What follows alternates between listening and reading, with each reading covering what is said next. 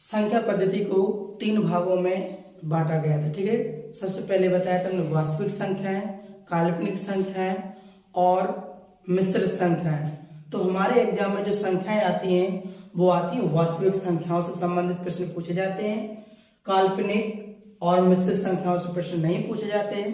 तो मैं वास्तविक संख्याओं को बहुत अच्छी तरह से, बहुत डिटेल में, बहुत बेसिक से जितने टाइप के क्वेश्चन बन सकते हैं उन टाइप के, हर टाइप के क्वेश्चन या हर तरह के यहाँ पर आपकी संख्याओं को अपन कंप्लीट करेंगे। ठीक है, तो हम बहुत डिटेल से वास्तविक संख्या या रियल नंबर को पढ़ेंगे। हमारे एग्जाम की दृष्टि से वास्तविक संख्याओं के अंतर्गत कौन कौन सी संख्याएं आती हैं, पूर्णांक, परिमेय संख्या, अपरिमेय संख्या, सम, विषम, ठीक है, और वास्तविक संख्या कौन से किसके स्थान पर आते हैं। ठीक है, तो देखिए जरा इसको, परिमेय संख्याओं को, वास्तविक संख्याओं को 2 भागों में बांटा गया है। वास्तविक संख्याओं को 2 भागों में बांटा गया, एक तो होती है अपन की परिमेय संख्या और एक होती है अपरिमेय संख्या। तो परिमेय और अपरिमेय संख्या को हम बहुत अच्छे से पढ़ा चुके हैं। हम परिमेय संख्या के अंतर्गत कौन कौन सी संख्याएं आती हैं उनको कवर करेंगे। तो देखिए परिमेय संख्याओं के अंतर्गत पूर्णांक आते हैं, जितने भी पूर्णांक होते हैं वो आते हैं, भिन्न भिन्न यानी फ्रैक्शन भिन्न आती हैं, और दशमलव संख्या। परिमेय संख्याओं के अंतर्गत पूर्णांक आते हैं, भिन्न आती हैं और दशमलव संख्या आती है। तो आइए हम डिटेल से पढ़ते इसको।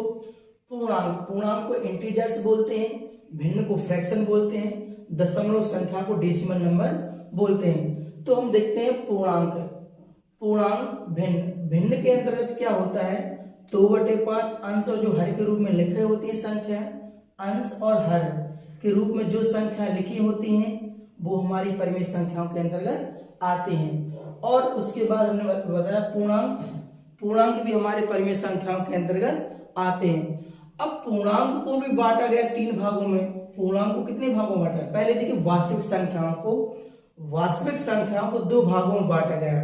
वास्तविक संख्याओं को 2 भागों में बांटा गया। वास्तविक संख्याओं को 2 भागों में बांटा गया, एक परिमेय संख्या और एक अपरिमेय संख्या।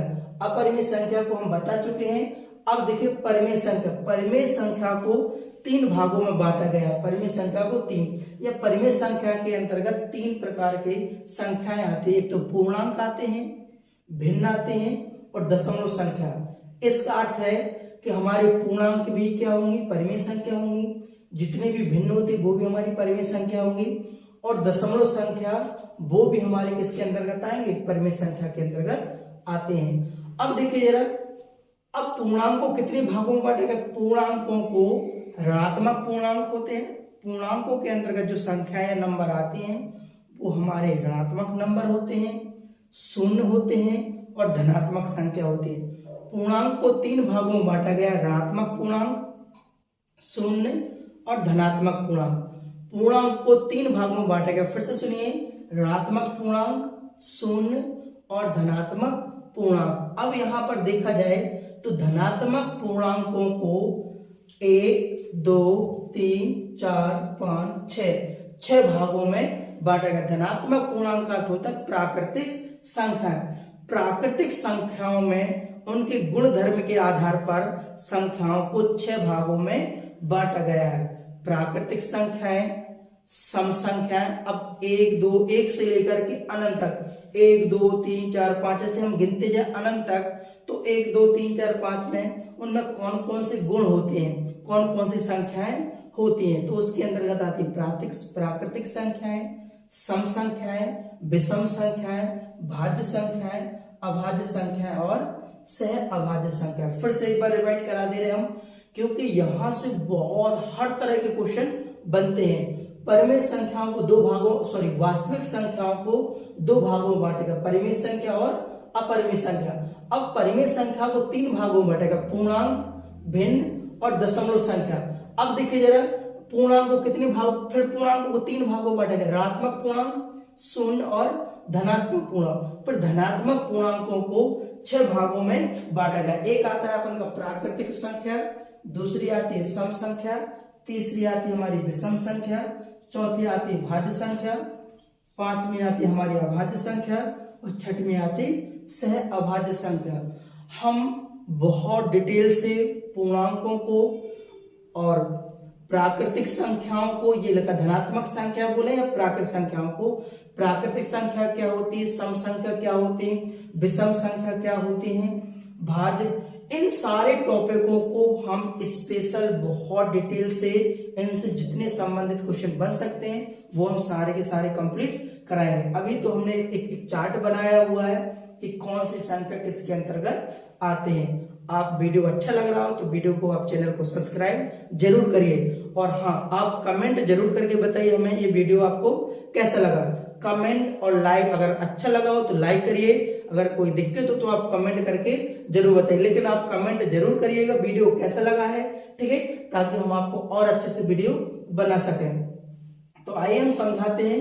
तो वास्तविक संख्या है, परिमेय संख्या और अपरिमेय संख्या। परिमेय संख्याओं को 3 भागों में, पूर्णांक, भिन्न और दशमलव। अब पूर्णांकों को 3 भागों में बांटा गया। अब हम डिटेल से समझा रहे हैं, बहुत आसान से, बहुत आराम से समझाएंगे। पूर्णांक के अंतर्गत ऋणात्मक पूर्णांक, शून्य और धनात्मक पूर्णांक आते हैं। ऋणात्मक पूर्णांक कितना भी बड़ा, अनंत तक हो सकता है, बड़ी से बड़ी संख्या हो सकती है। फिर धीरे धीरे करके आएंगे, जितने भी ऋणात्मक नंबर होंगे वो हमारे क्या कहलाएंगे, पूर्णांक कहलाएंगे। 0 भी हमारा पूर्णांक के अंतर्गत आता है। धनात्मक संख्या हमारे पूर्णांक के अंतर्गत आते हैं। देखिए जरा, धनात्मक संख्याओं को हम प्राकृतिक संख्या भी बोलते हैं। पहले हमें प्रकृति ने, जैसे प्रकृति ने पेड़ पौधे ये दिया है, ठीक उसी प्रकार प्रकृति ने हमें प्राकृतिक संख्याएं दी हैं। प्राकृतिक संख्याओं का प्रयोग किसी वस्तु की, ये लिखा है प्राकृतिक संख्या, प्राकृतिक संख्याओं का प्रयोग किसी वस्तु की गणना करने के लिए किया जाता है। प्राकृतिक संख्या कहां से शुरू होती हैं, 1 2 3 4 ऐसे अनंत तक। प्राकृतिक संख्याओं का प्रयोग किसी वस्तु की गणना करने के लिए किया जाता है। प्राकृतिक संख्याएं हमेशा 1 से शुरू होती हैं और अनंत तक होती है, कितनी भी बड़ी होती है। अगर हम कहें सबसे छोटी प्राकृतिक संख्या तो 1 होती है, लेकिन अगर सबसे बड़ी संख्या कहा जाए तो हम सबसे बड़ी प्राकृतिक संख्या हम ज्ञात नहीं कर सकते हैं, ठीक है। अब देखिए जरा, 1 2 3 4 5 ऐसे अनंत तक होते हैं, लेकिन शून्य की खोज बाद में हुई। आर्यभट्ट ने किसकी खोज की थी, शून्य की खोज। तो प्राकृतिक संख्याओं में एक 0 कम पड़ रहा था। प्राकृतिक संख्या तो हमें प्रकृति ने दी, लेकिन शून्य की खोज बाद में हुई। जो शून्य की खोज की है वो किसने की, आर्यभट्ट ने, ठीक है। तो जब हम प्राकृतिक संख्याओं में, यदि हम प्राकृतिक संख्याओं में हम शून्य जोड़ देते हैं तो हमारे जो नंबर या जो अंक होते हैं वो कंप्लीट हो जाते, पूर्ण हो जाते हैं। इसलिए जब हम प्राकृतिक संख्याओं में 0 जोड़ देते हैं तो हमारी पूर्ण संख्याएं कहलाती हैं। फिर से समझिए, प्राकृतिक संख्याओं में यदि हम शून्य को जोड़ देते हैं तो हमारी पूर्ण संख्या हो जाती है। सॉरी, प्राकृतिक संख्याओं में 0 जोड़ देते हैं या शून्य जोड़ देते तो हमारी पूर्ण संख्या हो जाती है, ठीक है। अब प्राकृतिक या धनात्मक संख्याओं को हमने 6 भागों में बांटा गया। प्राकृतिक संख्या, सम संख्या, विषम संख्या, भाज्य संख्या, अभाज्य संख्या और सह अभाज्य संख्या। इससे संबंधित इन सारे 6 टॉपिकों से संबंधित हम सारे डिटेल से वीडियो बनाएंगे, बहुत अच्छे से समझाएंगे। तो हम प्राकृतिक संख्या के बारे में बता चुके हैं। अब आता है सम संख्या। देखिए, इन धनात्मक संख्याओं को हमने उनके गुण धर्मों के आधार पर हमने प्राकृतिक संख्या में, सम संख्या में, विषम संख्या में, अभाज्य, भाज्य, सह अभाज्य संख्याओं में बांटा गया है, ठीक है। नंबर के सिस्टम को हम पढ़ रहे हैं कि नंबरों में क्या क्या सिस्टम होता है, कौन कौन से गुण होते हैं, उनको किस क्रम में रखा जाए, किन के साथ रखा जाए, उनके गुण धर्म के आधार पर। तो सम संख्याएं क्या होती हैं, जो संख्या 2 से डिवाइड हो जाए। जिन संख्याओं में 2 का भाग चला जाए वो हमारी सम संख्याएं कहलाती हैं। सम संख्याएं धनात्मक भी होती हैं और सम संख्या ऋणात्मक भी होती है। जैसे हम कहें -2, -4, -6, ऐसा नहीं कि केवल धनात्मक संख्या जैसे 2 4 6 8 ही हमारी सम संख्या हो। सम संख्याओं के अंतर्गत धनात्मक संख्या और ऋणात्मक संख्या भी आती है, लेकिन उन धनात्मक और ऋणात्मक संख्याओं में 2 से भाग जाना चाहिए। ठीक है। अगला आता है हमारी विषम संख्या। विषम संख्या क्या होती है कि जिन संख्याओं में 2 का भाग नहीं जाता है वो हमारी विषम संख्याएं होती हैं। विषम संख्याएं भी 1, 3, 5, 7 और अनंत तक होती हैं। हमारी सम संख्याएं भी अनंत तक होती हैं। भाज्य संख्या देखिए, भाज्य संख्या देखिए क्या होती है। हमने इंग्लिश में भी लिख रखा है इसको, इंग्लिश और हिंदी दोनों में लिख रखा है, ठीक है। तो आप जो इंग्लिश मीडियम वाले बच्चे वो भी समझ सकते हैं और हिंदी मीडियम वाले बच्चे वो भी समझ सकते हैं। हमने टाइम को बचाने के लिए ये पहले से हमने बहुत अच्छी तरह से लिख रखा है ताकि कम समय में हम आसान तरीके से आपको सारी चीजें बहुत अच्छे से समझा सके, ठीक है। तो विषम संख्या क्या होती है, जिन संख्याओं में 2 का भाग नहीं जाता है वो हमारी विषम संख्याओं के अंतर्गत आती है। विषम संख्याएं भी हमारी ऋणात्मक भी हो सकती हैं और धनात्मक हो सकती है, बट उनमें 2 का भाग नहीं जाना चाहिए। हम यहाँ -1, -3, -5 भी लिख सकते हैं। अगला आता है हमारी भाज्य संख्या। भाज्य संख्या क्या होती है, ठीक है ना, जिसमें 2 या 2 से अधिक गुणनखंड हो। जिन संख्याओं के 2 या 2 से अधिक क्या हो, गुणनखंड हो, वो हमारी क्या कहलाती है, भाज्य संख्याएं कहलाती है। कैसे समझिए जरा, जैसे हमने 4 लिखा तो 4 में 1 का भाग चला जाएगा, 2 का भाग चला जाएगा और स्वयं 4 का भाग चला जाएगा। तो इस 4 के 1, 2 और 4 गुणनखंड हो गए। तो हमने क्या कहा कि जिन संख्याओं में 2 से अधिक संख्याओं का भाग चला जाए वो हमारी कैसी संख्या कहलाती है, भाज्य संख्याएं कहलाती है। अगला आता है अभाज्य संख्या। अभाज्य संख्या क्या होती है, जिसमें 1 का और स्वयं उसी संख्या का भाग चला जाए। जिसमें 1 का और स्वयं उसी संख्या का भाग चला जाए, या हम ऐसा भी बोल सकते हैं कि जिसके केवल 2 गुणनखंड होते हैं। जिसके केवल कितने गुणनखंड होते हैं, 2 गुणनखंड होते हैं, वो हमारी अभाज्य संख्याएं कहलाती है। जैसे कि हम देखें 29 और 31, 29 और 31। अगर 29 और 31 की बात की जाए तो 29 में केवल 1 का भाग जाएगा और स्वयं 29 का भाग जाएगा। तो 29 के 1 और 29 2 गुणनखंड है। 31 में केवल 1 का भाग जाएगा और स्वयं 31 का भाग चला जाएगा। तो 1 और 29 और 1 और 31 इसके केवल 2 ही गुणनखंड है। 29 के 1 और 29 हो गया, 31 का 1 और 31, इसलिए ये हमारी कैसी संख्या है, अभाज्य संख्या है। लेकिन इसमें देखा जाए 4 में 1 का भी जा रहा, 2 का भी जा रहा और 4 का भी जा रहा। सह अभाज्य संख्या देखिए क्या होता है, जिनके बीच केवल क्या होता है, एक कॉमन उभयनिष्ठ गुणनखंड होता है। केवल एक उभयनिष्ठ गुणनखंड होता है। जैसे कि हम कहें 14 और 25, तो 14 और 25 के अगर हम फैक्टर करेंगे, गुणनखंड करेंगे, तो इसमें कॉमन केवल 1 होगा, ठीक है। तो हमने क्या किया अभी कि पूर्णांकों को धनात्मक पूर्णांक, शून्य और धनात्मक पूर्णांक में बांटा और धनात्मक पूर्णांकों को 6 भागों में बांटा। धनात्मक पूर्णांक के अंदर आती प्राकृतिक संख्या, सम संख्या, विषम संख्या, भाज्य संख्या, अभाज्य संख्या और सहभाज्य। अब इन सभी पार्टों को प्राकृतिक, सम संख्या, विषम संख्या, भाज्य संख्या और सहभाज्य संख्या, इसमें हम बहुत डिटेल से वीडियो बनाएंगे। तो एक एक टॉपिक को हम बहुत डिटेल से कराएंगे कंप्लीट। कितने क्वेश्चन, जितने भी क्वेश्चन बन सकते हैं, सारे टाइप के क्वेश्चन उसमें अपन कवर करेंगे, ठीक है।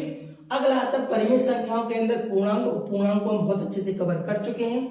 अगला आता है परिमेय संख्याओं के अंदर हमारी भिन्न आती है।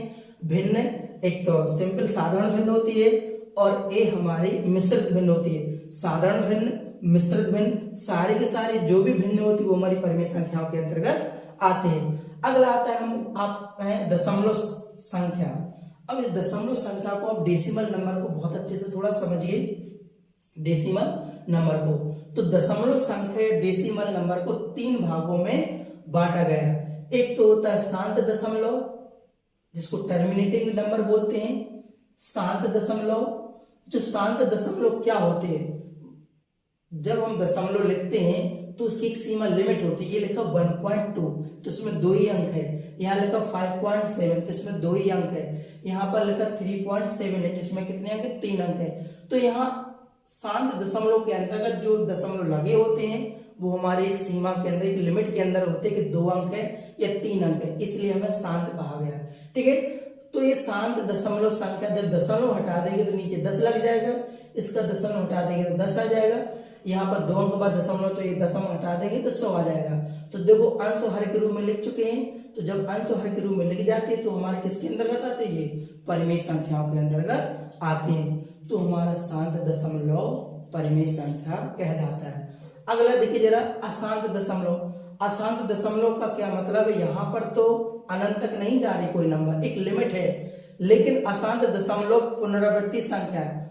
अशांत दशमलव मतलब वो शांत नहीं है, चलते ही जा रहा, चलते ही जा रहा, चलते ही जा रहा, अशांत है, ठीक है। लेकिन जो भी अशांत है बट एक रिपीट नंबर हो रहा है, क्या हो रहा, पुनरावृत्ति हो रही है उसकी, जैसे कि लिखा 0.333 ऐसे अनंत तक चला जाएगा। जब कोई चीज बार बार रिपीट होती है तो उस पर हम बार लगा देते हैं, जैसे कि 0.333 तो 0.3 पर हम बार लिख सकते हैं। ऐसा तो हम पूरा बोर्ड भरते ही जाएंगे, ठीक है। तो उसको शॉर्ट में लिखने के लिए तो 0.3 पर हमने क्या लगा दिया, बार लगा दिया। जब बार लगा दिया तो जब हम बार हटाते हैं तो नीचे क्या आता है, 9 आता है। यदि एक अंक पर बार लगा है तो 1 9 आएगा, जैसे 2 अंक पर दशमलव लगा है तो 2 9 आएगी नीचे। देखो जरा कैसे यहाँ पर रिपीट हो रहा है 0.43434343। तो यहाँ पर हम क्या लगा सकते हैं बेटा, 43 रिपीट हो रहा है बार बार, तो 43 पर हम लगा सकते हैं बार। यहाँ पर आएगा 0.43 पर क्या लगा देंगे, बार। जब हम बार हटाएंगे तो यहाँ पर 2 अंक पर बार लगा हुआ है तो नीचे 2 9 आएंगे, डबल 9 नीचे आएंगे। अगर एक अंक पर लगा होता तो 1 9 आता, 2 अंक पर बार लगा तो 2 9 आएंगे, और 4 अंक पर बार लगा है तो 4 9 आएंगे। जितने अंक पर बार लगा हो उतने ही नीचे 9 आता है। ये क्यों आता है ये हम बताएंगे बाद में, अभी आप इतने समझो वरना वीडियो बहुत बड़ा हो जाएगा, ठीक है। तो ये शांत दशमलव और अशांत दशमलव ये दोनों ही या इस प्रकार के अगर नंबर कोई लिखे हैं तो वो हमारी परिमेय संख्याओं के अंतर्गत आता है। लेकिन यदि अशांत दशमलव की बात की जाए, शांत दशमलव को इंग्लिश में बोलते हैं नॉन टर्मिनेटिंग नंबर। अशांत दशमलव पुनरावृत्ति संख्या, इसको इंग्लिश में बोलते हैं non terminating non recurrent number, ठीक है ना। तो इसके अंतर्गत देखो √2 √3 √5 और पाई, ये सारे के सारे ये अपरिमेय संख्याओं के अंतर्गत आता है। तो परिमेय संख्या, जब अपरिमेय संख्या आपसे सवालों में क्वेश्चन बनते हैं तो यहां से जरूर क्वेश्चन बनते हैं। इस टॉपिक से कोई भी क्वेश्चन बाहर नहीं जाएगा, चाहे वो एसएससी सीजीएल हो, चाहे आपका सीडीएस हो, कोई भी एग्जाम हो, बैंक हो, रेलवे हो, इन्हीं से सारे क्वेश्चन बनते। क्वेश्चन कैसे बनते हैं वो हम इन जब टॉपिक को कराएंगे तो बहुत डिटेल में आपको पढ़ाएंगे, ठीक है। तो यहाँ पर देखो जैसे यहाँ पर लिखा 0.324518, इस नंबर में कोई संख्या रिपीट नहीं हो रही है और ना ही तो इसकी कोई लिमिट है। ये अनलिमिटेड नंबर लिखे, ऐसे तो अनंत तक लिखते जाएंगे, ना ही कोई संख्या रिपीट हो रही है। अगर यदि कोई संख्या रिपीट होती तो उस पर हम बार लगा देते हैं। तो यहाँ पर ना तो कोई एक लिमिट सीमा में लिखा हुआ है, ना ही कोई संख्या रिपीट हो रही है, लेकिन जो संख्या सब अलग अलग नंबर है और अनंत तक है, इसलिए ये हम इसको परिमेय संख्या के रूप में नहीं लिख सकते हैं, इसलिए हम इसको अपरिमेय संख्या के रूप में रखेंगे या लिखा जाएगा।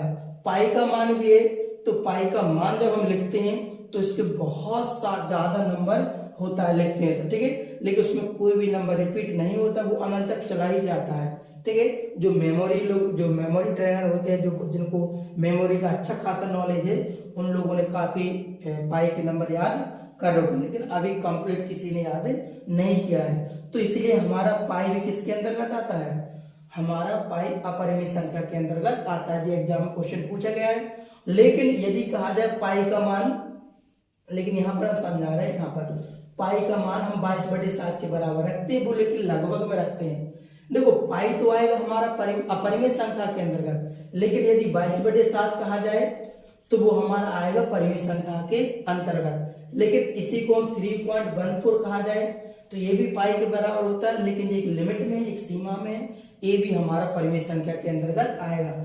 अगर आपका पाई अकेला लिखा है तो ये अपरिमेय संख्या के अंतर्गत आएगा, यदि 22/7 लिखा है तो ये परिमेय संख्या के अंतर्गत आएगा, और 3.14 लिखा है तो ये भी हमारा परिमेय संख्या के अंतर्गत आएगा। बाकी का डिटेल से हम इन सारे टॉपिकों को बहुत अच्छे से कवर कराएंगे, ठीक है। तब हम उसमें बहुत डिटेल से इन सारी चीजों को एक बार और अच्छे से समझाएंगे, बहुत बेसिक से, बहुत स्टार्टिंग से सारी छोटी छोटी चीज बताएंगे।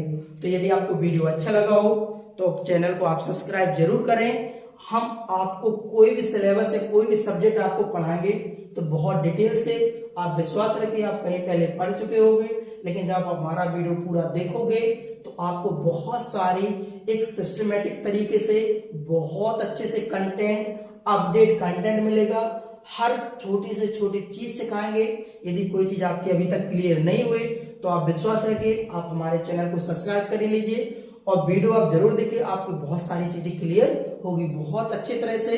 ठीक है, यदि वीडियो आपको अच्छा लगा हो तो आप कमेंट करके जरूर बताइएगा, कमेंट आप जरूर कर रहिएगा और चैनल को आप सब्सक्राइब जरूर करिएगा। ठीक है, तो मिलते हैं अब नेक्स्ट वीडियो में। ठीक है, तो आप इसका स्क्रीनशॉट ले सकते हैं या कॉपी में नोट कर सकते हैं।